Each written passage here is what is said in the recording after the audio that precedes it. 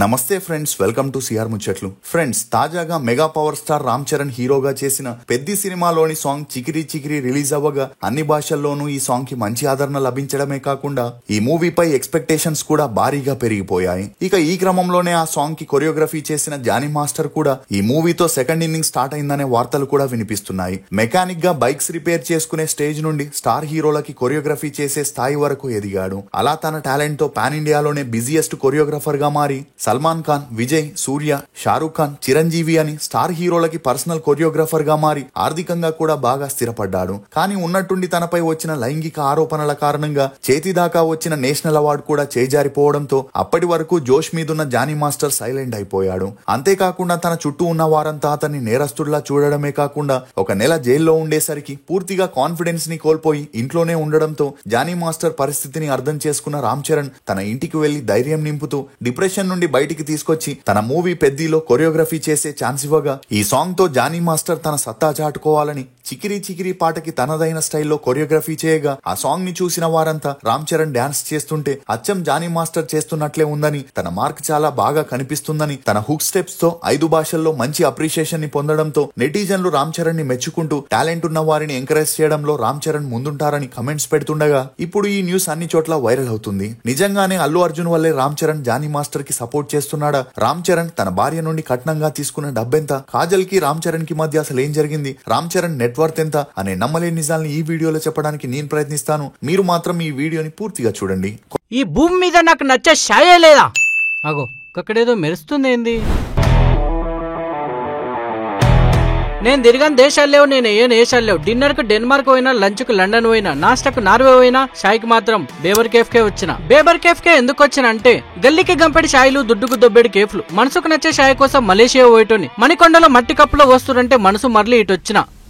బా ఒక్క కప్పు తాగే వరకు మనసు గిప్పుమన్నది. ₹1,00,000 ఫ్రాంచైజ్ అంటే లత్కొరు ముచ్చట అనుకున్నా. లోపలికొచ్చి చూస్తే లగ్జరీ ముచ్చటున్నది. దేశాలు తిరిగే దేశ దిమ్మని నేను. యా పొక్కలో యా బిజినెస్ ఉందో మీకంటే ఎక్కువ నాకే బాగా తెలుసు. భూతద్దం పెట్టి వెతికిన ఇసొంటి బిజినెస్ మీరు చూసి ఉండరు. ఇచ్చే ₹1,00,000 container, boarding, tea powder, tea cups, kitchen setup, marketing, master support ఎవరిస్తారు బై? అటు ఇటు ఆలోచించకుండా స్క్రీన్ మీద ఉన్న నెంబర్ కి కాల్ చేసి డీటెయిల్స్ కనుక్కొని బేబర్ కేఫ్ ఫ్రాంచైజ్ తీసుకుని మంచిగా బిజినెస్ చేసుకోరి. ఇదే మన బేబర్ కేఫ్ టేస్ట్ కి కేరాఫ్. కొనిదల రామ్ చరణ్ తేజ అలియాస్ రామ్ చరణ్. ఇతను 1985 మార్చి 27న తమిళనాడులోని చెన్నైలో జన్మించాడు. తండ్రి చిరంజీవి, తల్లి సురేఖ. ఇతనికి సుష్మిత అనే అక్క, శ్రీజ అనే చెల్లెలు కూడా ఉన్నారు. ఇక అలా రామ్ చరణ్ పుట్టే నాటికే చిరంజీవి స్టార్ హీరోగా ఉంటూ సంవత్సరానికి 10 నుండి 20 సినిమాలు చేస్తూ హైయెస్ట్ రెమ్యూనరేషన్ తీసుకుంటూ దూసుకుపోతున్నాడు. ఇక అలా ఎప్పుడైతే రామ్ చరణ్ రెండో సంతానంగా జన్మించాడో తనని సినీ వారసుడిగా తీసుకురావాలని డిసైడ్ అయిన చిరంజీవి అందుకోసం చిన్నప్పటి నుండి రామ్ చరణ్ కి డాన్స్, హార్స్ రైడింగ్, ఫైటింగ్స్ లాంటివి నేర్పిస్తూ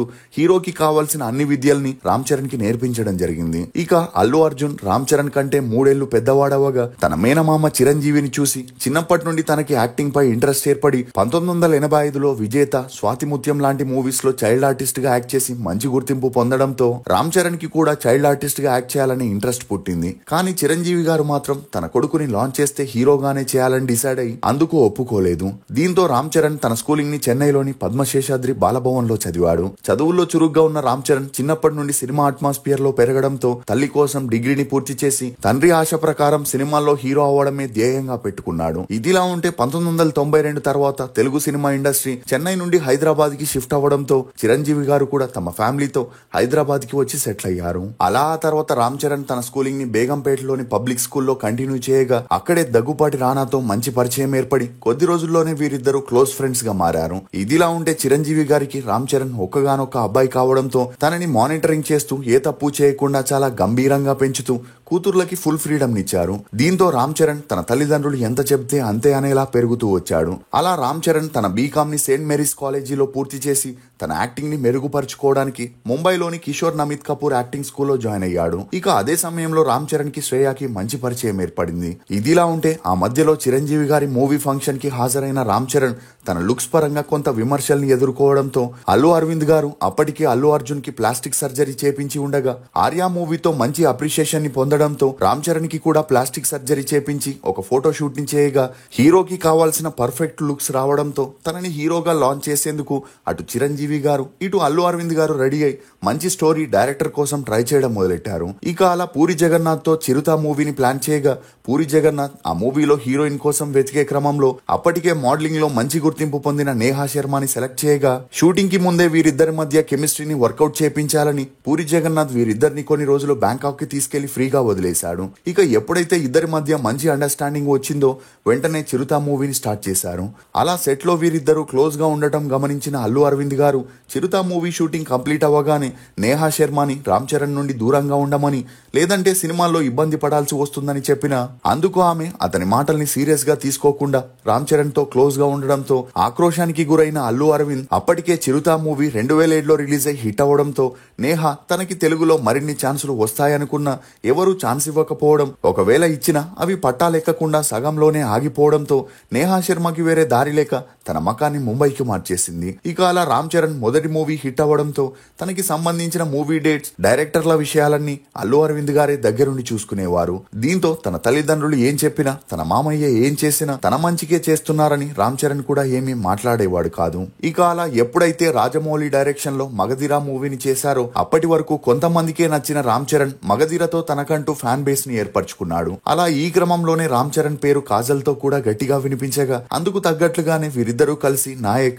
ఎవడు, గోవిందుడు అందరి వాడేలే అనే మూవీస్ ని చేయడంతో వీరిద్దరి మధ్య ఏదో ఉందనే వార్తలు బయటికి రాగా ఇండస్ట్రీ గురించి పూర్తిగా తెలుసున్న అల్లు అరవింద్ గారు తన అల్లుడినిలా వదిలేస్తే హీరోయిన్ ని ఇంటి కోడలుగా తీసుకొస్తాడేమో అని భయపడి చిరంజీవి గారితో మాట్లాడుతూ తనకి పెళ్లి చేద్దామని చెప్పి ఒప్పించి అందుకోసం మంచి సంబంధాన్ని వెతికే క్రమంలో అపోలో హాస్పిటల్ ఫౌండర్ అయిన ప్రతాప్ శ్రీరెడ్డి గారి మనవరాలు ఉపాసన గురించి తెలిసి మంచి పేరు ప్రతిష్ట ఉన్న ప్రతాప్ రెడ్డితో సంబంధాన్ని ఎలాగైనా ఫిక్స్ చేయాలని అల్లు అరవింద్ గారు తమ వంతు ప్రయత్నాన్ని మొదలు పెట్టారు. ఇక అలా రామ్ చరణ్ కి అప్పుడే పెళ్లి చేసుకోవడం ఇష్టం లేకపోయినా అప్పటికే తన అక్కా చెల్లెల విషయంలో తల్లిదండ్రులు చాలా డిసప్పాయింట్ అవ్వడంతో వారిని మరింత బాధ పెట్టడం నచ్చక పెళ్లి చేసుకోవడానికి ఒప్పుకున్నాడు. ఇక అలా రామ్ చరణ్, ఉపాసన మొదటిసారి లండన్ లో కలవగా 2 నెలల్లోనే ఒకరిపై ఒకరికి మంచి అండర్స్టాండింగ్ వచ్చి వీరిద్దరూ పెళ్లి చేసుకోవాలనుకున్నారు. ఇక అలా ఇరు కుటుంబాలకి ఇదే విషయం చెప్పగా వారి ఆనందానికి అవధులు లేకుండా పోయాయి. దీంతో 2012 జూన్ 14న చెన్నైలోని టెంపుల్ హౌస్ లో రామ్ చరణ్ పెళ్లిని చాలా గ్రాండ్ గా జరిపించారు. అలా అప్పట్లో శాటిలైట్ ఛానల్ వారు లైవ్ లో ఈ పెళ్లిని టెలికాస్ట్ చేయగా